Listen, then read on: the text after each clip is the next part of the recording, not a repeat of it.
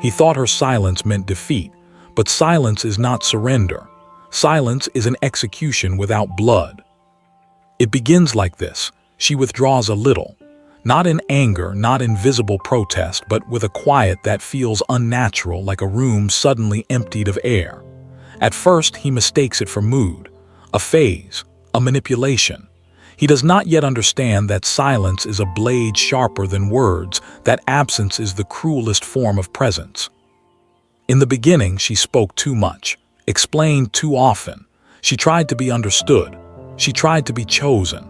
Her voice built bridges, but every bridge led her deeper into his labyrinth, where her words became offerings he never valued. He fed on her explanations, her apologies, her endless need to be seen. Every justification carved a deeper wound into her self-respect. But one day she stopped. That moment did not come with thunder or screams. It came in stillness, like the pause before a predator strikes, a silence so profound it felt holy. He did not recognize it as the moment of his own undoing. You have seen it too, haven't you? The way men grow uneasy when a woman becomes quiet, when she no longer fills the space with her softness, when she stops performing the ritual of reassurance. They call it withdrawal, detachment, coldness. They call it cruel, but they never call it what it is, liberation. The feminine wound is born from the need to be chosen. She learns to shrink her power to be acceptable, to be wanted, to be safe. She lowers her voice, smooths her edges, folds her fire into silence not of strength but of fear. She becomes the mirror for his ego, the nurturing presence that reflects his worth, until the mirror cracks. The masculine wound festers in the fear of insignificance. Beneath his dominance lies panic, the terror of being unseen, unadmired, unneeded. His entire persona is a fortress built to protect that trembling child within him who fears rejection. So when she finally stops speaking, when her gaze becomes glass, when her silence replaces her softness, the fortress begins to crumble. This is the paradox. He believes control is found in dominance, but it is her withdrawal that unmakes him. Silence becomes the forbidden key to his obsession. He will test her resolve. He will send messages into the void, bait her with half-confessions and guilt, trying to summon her back into the familiar dance. Because silence leaves him with himself, and that is a horror he cannot endure. He would rather be hated than ignored. Her absence forces him into the mirror, into confrontation with his own shadow, the part of him that cannot command love, only demand it. But she will not speak. In her silence, something ancient awakens, the dark feminine, the witch who remembers her lineage, the siren who knows the cost of her song, the shadow queen who sits on a throne of stillness. She does not explain, she does not plead, she observes. Every second of silence becomes a ritual of power. He begins to hallucinate her. The memory of her voice echoes in his mind. He sees her reflection in strangers. He starts dreaming of her eyes, the ones that once looked at him with tenderness, now turned to marble. The absence becomes more alive than presence. The silence becomes the loudest sound he has ever heard. Because silence speaks the language of the unconscious. It triggers the shadow. It forces the projection to collapse. Every word he once spoke to her now returns to him like a curse. Every manipulation, every dismissal, every time he mocked her emotion, now replayed in the theater of his own mind, with no audience left to absolve him. You must understand this. Silence is not passive. It is active annihilation. It dismantles the illusion of power by revealing who depended on whom. He needed her attention to exist. Without her gaze, his ego starves. Without her reaction, his identity decays. This is the sacred cruelty of silence. It gives him back to himself. And in that quiet, she is reborn. Not as the woman who loved, but as the archetype who remembers. She walks through her own ashes with unhurried grace, knowing that no closure is worth her crown. Her detachment is not vengeance, it is correction, the restoration of order. She becomes a myth, a symbol, an absence carved into eternity. And he, forever orbiting the void she left behind, learns the oldest law of power. Whoever controls the silence controls the soul. Tonight, sit in silence. Do not justify, do not explain. Let someone feel your absence like a funeral. Silence spreads like frost across the ruins of attachment. At first, he mistakes it for time, the illusion that distance will melt if he just waits. But silence does not thaw. It grows colder, denser, merciless. It becomes its own ecosystem where the heart forgets how to beg. He begins to circle her absence like a starving animal. Every memory becomes meat he cannot swallow. Every unanswered message an open wound. He tells himself she is pla. Yin games. He cannot comprehend that she is gone not in body, but in spirit, that she has already transcended the dimension where he exists. Her stillness is not emptiness, it is condensation of power, the kind that does not ask to be believed in, only felt, like gravity, like death. You think silence is avoidance. It is not. It is the final act of alchemy, the transformation of pain into sovereignty, the refusal to feed what drains you. You do not withdraw because you are weak. You withdraw because explanation is now beneath you. He feels her silence as punishment because he has mistaken attention for devotion. He once believed that love meant control, that adoration was proof of worth. But when she no longer bends, no longer responds, his reflection shatters. The applause stops, and the man who cannot hear himself in another's approval must face the echo of his own emptiness. Every man carries within him two wolves, the king and the child. The king commands through purpose. The child demands through fear. When she spoke, he let the child lead. He wanted her to mother him, to hold his insecurities like relics. But the dark feminine does not mother. She mirrors. She shows him the face of his unloved self and then leaves him to face it alone. Her silence is not directed at him. It is a covenant with herself. It is the moment the anima retracts her projection, pulling back every ounce of psychic energy she once poured into his image. He does not realize the gravity of this. He has lost not a woman, but a symbol, the vessel through which his unconscious sought redemption. In his panic, he begins to chase ghosts. He imagines her still watching, still caring, still somewhere near enough to be persuaded. But her energy has vanished from his field. And that absence, that unbridgeable distance, is what drives him to madness. You must learn this. Silence does not merely erase your presence. It rewrites the hierarchy. It reveals who was addicted to control and who was sustained by illusion. When you go silent, you interrupt the psychic transaction that fed his ego. You cut the circuit. The energy can no longer flow toward his validation. It collapses inward back to you. And that collapse is terrifying, even to you, because silence will expose your own dependency too. It will show you every part of you that craved attention disguised as love, every fragment that feared abandonment more than self-betrayal. In silence, your shadow steps forward, whispering of the times you begged, explained, lowered yourself just to feel seen. But now you must let the shadow speak. You must let it burn the remnants of your former self. There can be no rebirth without cremation. He, on the other hand, will begin to decay under the weight of his own unprocessed shame. His need to be admired was never about her. It was about keeping his inner void hidden. Her silence tears the veil, and now the void consumes him. He begins to project monsters into the dark. He calls her cold, heartless, ungrateful. He curses her name to escape the truth that she was never his to command. This is the curse of the unintegrated animus. He desires the feminine for what she reflects, not for what she is.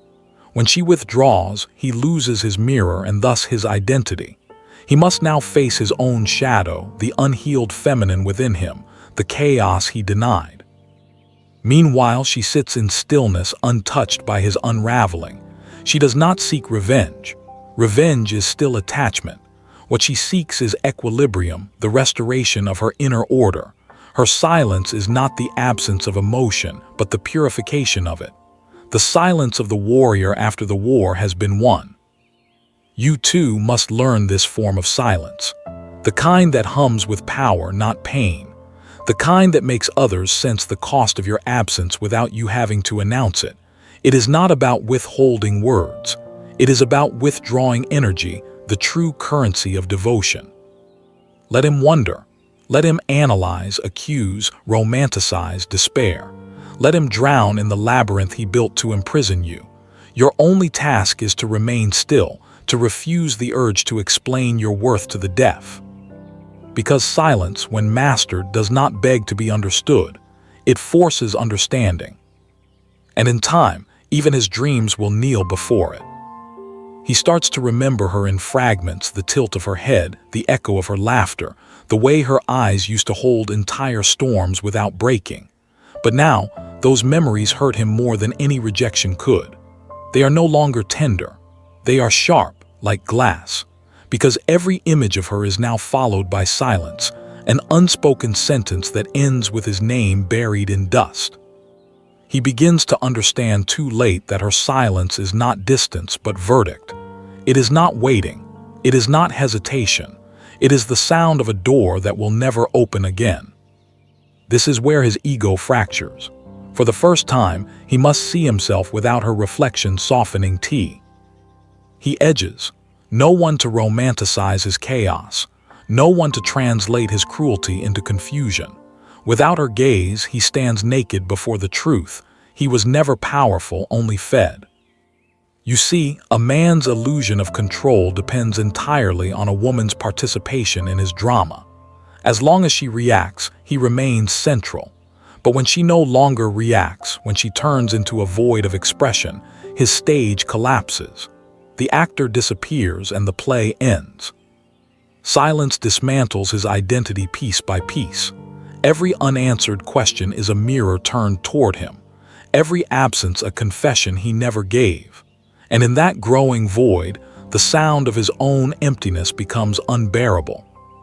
He thought he wanted dominance, but what he really wanted was reassurance. The kind that comes from being the center of someone's world. The kind she used to give when she was still in her wound, still desperate to be chosen. He does not recognize that the woman he misses never existed. She was a reflection molded by his need, a projection sculpted from her longing to be loved. Now that she has withdrawn that projection, she becomes mythic, intangible, unreachable, sacred. The silence around her is not emptiness, it is temple. Do you understand what happens when a woman stops speaking? The unconscious reorders itself. Her energy, once scattered in explanation and apology, returns home. Her silence becomes a gravitational field, pulling all her fragments back to center. She becomes whole again, not by being heard, but by refusing to perform. This is why he obsesses, not because she is gone, but because she is whole. He senses that she no longer needs him for meaning. His mind, wired to conquer, cannot comprehend a woman who does not orbit his sun. He begins to chase her shadow. He replays every word she ever spoke, dissecting them for signs of weakness. He studies her silence like scripture, trying to decode the message behind it. He will never realize that silence itself is the message. There is nothing left to decode. She does not hate him. Hate would still tether her to his world. She does not forgive him either. Forgiveness requires engagement. She simply ceases to exist in the dimension where he still pleads for validation. Her silence becomes her death and her resurrection. In mythology, the descent into silence is the descent into the underworld. Persephone, Inanna, Lilith, all knew this truth. You cannot ascend without descending first. The quiet that follows destruction is not absence but initiation. She is no longer the woman who waits for answers. She is the one who has become the question itself. He will sense this shift. The power has inverted. She no longer seeks his approval, he now seeks hers. Not because she withholds affection, but because her detachment exposes his dependency. She has become the mirror that no longer reflects, and in that void, he meets his own shadow face to face. You must understand this cycle. Every man drawn to power will eventually kneel before silence. It is the one thing his ego cannot conquer. You do not need to shout to be heard. You only need to stop performing. The absence of reaction is the loudest rejection. And yet, silence does not mean coldness. It is the warmth turned inward. The fire no longer used to keep others comfortable. It is self-possession in its purest form, the refusal to give your energy to what drains your essence. Tonight, remember this. Every time you explain yourself to someone who has already decided not to understand, you lose power. Every time you justify your boundaries, you dilute them. The true empress speaks rarely, and when she does, her words carry the weight of absence. He will never recover from this lesson. Not fully, because her silence has turned him inward, and what he finds there will haunt him. The echoes of her restraint will stalk him long after she is gone. She has become the phantom he created not through vengeance but through transcendence. The more he reaches, the less he touches. The more he chases, the further she recedes. Silence turns her into eternity. And eternity does not answer. He begins to sense that her silence is not empty space but an active force, a gravitational pull that unravels him from within. The absence of her voice becomes unbearable, a constant hum in the back of his mind, louder than any scream could ever be. He cannot name the feeling, but it is not grief. It is dissolution, the disintegration of an identity that depended on her reflection to exist. He tries to provoke her, subtle messages, nostalgic hooks, guilt wrapped in longing. Each attempt is an echo thrown into the abyss, and the abyss does not answer. That stillness becomes the loudest humiliation he has ever known, because silence does not argue. Silence exposes. It reveals who is still pleading for control and who has already transcended the game. Once she trembled in that silence. The waiting devoured her. She used to fill it with explana. Tian's long paragraphs that pleaded for understanding. She thought love required translation. She thought being chosen meant being visible. But she has learned that power lives in opacity, the ability to be unknowable, unreachable, unresponsive. He cannot comprehend a woman who is no longer available for projection. His psyche needs her softness to reflect his worth. When she withdraws that reflection, his shadow swallows him. His internal monsters, once contained by her nurturing, rise from their cages and begin to feast. He feels abandoned, but what he truly feels is the loss of his illusion. You must understand this cruelty. When a woman becomes silent, she returns all projections to their origin. She forces the man to face himself. His resentment is not toward her absence, but toward the mirror she broke. The wound he accuses her of causing was always there. She simply stopped carrying it for him. There is something sacred in that cruelty. Jung would call it individuation, the breaking of the psychic contract that bound two egos in shadow play. When she stops explaining, she stops participating in his unconscious drama. She no longer plays the anima he cast her as the savior, the muse, the mother. She has withdrawn the spell. Her silence becomes ritual.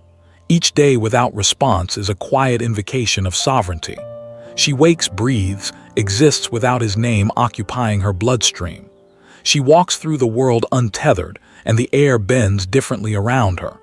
People feel it, the stillness, the distance, the invisible crown that comes from no longer needing to prove worth through connection. He senses this too. It's what keeps him orbiting her absence, unable to move on. He thinks it's love. It's not. It's the addiction to energy that no longer feeds him. The feminine that once soothed his wound now burns it with indifference. Her silence becomes the medicine and the poison. You will feel it too, the ache to respond, the pull to explain. The remnants of the good girl archetype whispering that you owe closure, kindness, understanding. But that compulsion is the ghost of your conditioning. Let it die. Silence is your rebirth. Every time you withhold an unnecessary word, you reclaim another fragment of your power. Every time you let the phone ring unanswered, you honor the version of yourself who once couldn't bear uncertainty. Every time you choose stillness over reaction, you build the temple of your own becoming. He will keep testing the boundaries, not because he wants you back, but because he wants to know he still matters. The ego cannot comprehend being irrelevant, but the moment you respond, the spell breaks. The silence loses its holiness. You fall from myth back into memory. So remain still. Let the silence stretch until it becomes sacred ground. Let him feel the pressure of his own words suffocating him. Do not give him the mercy of your voice. Do not rescue him from the mirror. His obsession is his initiation, his longing, his punishment. This is how power returns to you, not through control, but through absence, through becoming untouchable, through being the storm that does not chase, only consumes. You do not move toward him. You let the silence devour everything false.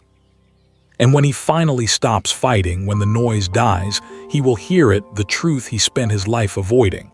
That she was never his possession. That love is not conquest.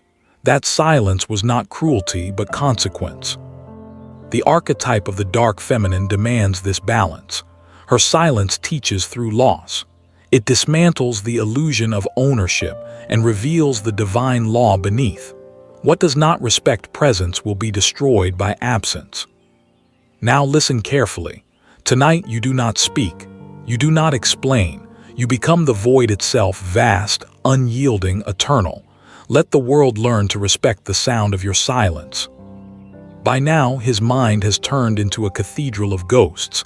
Every corner echoes with what he cannot undo. Her silence has become a haunting, not of her voice, but of the absence of it. He used to believe she was fragile. Now he understands that silence is the final shape of power, the last form of truth. He remembers how she once bent herself into the shape of his desire, how she dimmed her flame to fit inside his comfort, how she called it love when it was sacrifice. She gave him language for his emptiness, attention for his insecurity, warmth for his coldness, and he mistook that devotion for weakness. But the woman who knows how to give can also learn how to withhold. He thought he could return whenever he wanted, that her heart, conditioned by forgiveness, would open again. But silence closes every door without a sound. It does not argue. It does not announce. It simply ceases to exist where once there was devotion. He does not understand that her silence is not a wall but a mirror turned black. When he looks now, he sees only himself. Every unanswered word, every quiet R. Refusal confronts him with his own reflection, the unhealed boy who cannot stand the weight of rejection. And she, far away in her silence, feels nothing, not indifference, not revenge, nothing. That is the highest evolution of emotion, when pain no longer defines response, when memory loses its grip on the present. She has entered the realm beyond reaction, the place of unbothered knowing. You too will reach that place, but first you must walk through the temptation to break it, to call, to clarify, to explain that you meant no harm. The human part of you will crave resolution. It will whisper that peace is found in communication. But peace has never been found in noise. Peace is found when you no longer need to be understood. Silence is not punishment. It is ascension. It is the refusal to participate in distortion. When words have become currency in a false economy, silence is the only truth that remains uncorrupted. He cannot name what he feels, only that it is unbearable. His mind replays her last moments of speech, searching for clues, hidden meanings, codes. He wants to believe she still feels something, because if she does, he still exists. But she has already moved beyond existence as he knows it. She has become archetype, energy, shadow, myth. Jung wrote that what you repress will return as fate. Her silence is that fate, the unspoken consequence of everything he refused to see. It is the mirror of his own avoidance. She does nothing, and in that nothingness, he meets his entire history of denial. There is a point when silence ceases to be strategy and becomes nature, when it no longer serves as a tool of power, but as the natural state of one who no longer needs validation. She has reached that state. She no longer calculates responses. The quiet simply exists, effortless and absolute. You must understand the distinction. If your silence is meant to provoke, it is still entangled. True silence seeks nothing. It is the sound of detachment itself, the clarity that arrives after the storm when you no longer seek victory, only distance. He will continue to return, drawn to what he cannot own. The more she withholds, the deeper his obsession grows. But what he craves now is not her body, not her affection, it is her permission to feel whole again. Her silence denies him that illusion. It forces him toward himself, the place he has always avoided. This is the paradox of the dark feminine. She destroys to heal. Her silence is a form of violence that births transformation. She burns without touching, teaches without speaking. She is both the mirror and the void. And one day, he will stop reaching. Not because he has found peace, but because he has finally met his own shadow in full. He will understand that her silence was never about him. It was about truth. The truth that love cannot coexist with domination. That obsession is the bastard child of control. That what he thought was power was dependence wearing armor. And she, somewhere far from the echoes of his collapse, will move through the world in quiet sovereignty. Her footsteps light, her presence unshakable. People will feel her energy before she speaks, the way animals sense a coming storm. That is what silence becomes when mastered, not emptiness but gravity. Tonight, practice the art of vanishing. Speak less, observe more. Let others reveal themselves in the space your silence creates. Watch who grows restless without your validation. Watch who fears the echo. There, in their discomfort, lies their truth. The woman who knows her worth does not argue, she vanishes.